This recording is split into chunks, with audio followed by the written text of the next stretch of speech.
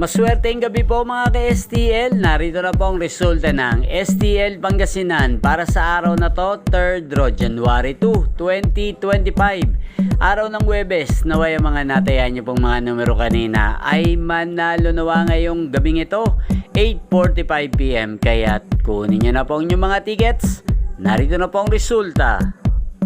Ang mga numerong nanalo sa STL Pangasinan ngayong gabing ito, January 2, 2025, 8:45 PM, third draw result, 20 at 27 in exact order. Sa lahat po ng tumaya kanina sa STL Pangasinan para sa third draw ng 20 at 27, congrats po sa inyo.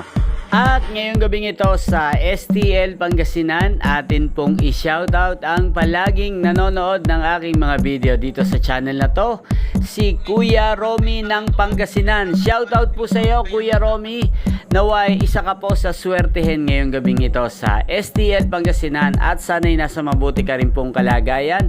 At sa lahat po ng mga taga Pangasinan dyan, shoutout po sa inyo, naway nasa mabuti rin po kayong kalagayan.